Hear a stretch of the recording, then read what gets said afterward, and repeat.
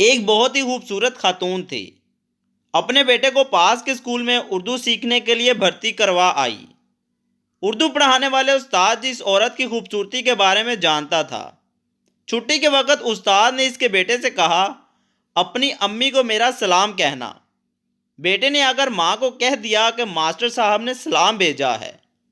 خاتون نے بھی بیٹے کے ہاتھ سلام کا جواب سلام بھیج دیا۔ یہ سلسلہ ہفتہ بھر چلا۔ خاتون نے شوہر سے مشورہ کیا اور اگلے دن بیٹے سے استاد جی کو کہلوایا کہ امی نے شام کو گھر بلایا ہے۔ استاد جی خوش ہوئے۔ 3 دن سے نہایا نہیں تھا، باسی شیروانی کو استری کروایا، خوشبو ماری اور پہنچ گیا اس عورت کے گھر۔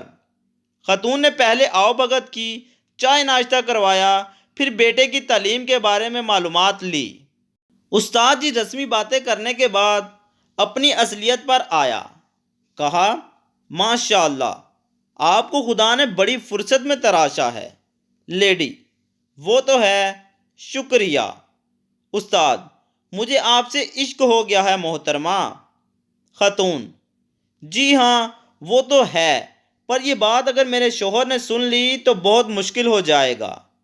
وہ آتے ہی ہوں گے۔ آپ اب جائیں، کل شام کو پھر آئیے گا، تب بات کریں گے، میں انتظار کروں گی۔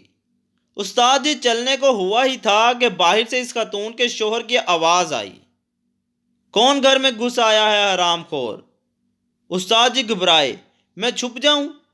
خاتون نے اپنے ساڑی پہنا دی، گھونگھٹ کر دیا اور گندم پیسنے والی پتھر کی چکی کے پاس بٹھا دیا اور کہا، آپ آہستہ آہستہ گندم پیسیں، میں انہیں چائے وغیرہ پلا کر باہر بھیجتی ہوں، آپ کو موقع دے کر بھاگ جائیے گا۔ استاد جی لگے چکی چلانے اور گندم پیسنے۔ شوہر داخل ہوا اور پوچھا کہ یہ کون عورت ہے؟ خاتون، پڑوس میں نئے کرایہ دار آئے ہیں، ان کی بیوی آئی ہے گندم پیسنے۔ شوہر اور بیوی بہت دیر تک ہنسی مذاق کرتے رہے۔ 1 گھنٹے بعد شوہر نے کہا، میں ذرا کونے کی دکان سے پان کھا کر آتا ہوں، اور باہر نکل گیا۔ 1 گھنٹے تک گندم پیستے پیستے پسینے میں شرابور استاد نے ساڑی اتار کے پھینک دی اور آنن فانن میں وہاں سے سرپٹ بھاگ لیے۔ 15 دن بعد عورت کے بیٹے نے اسکول میں استاد جی سے کہا، ماں نے آپ کو سلام بھیجا ہے۔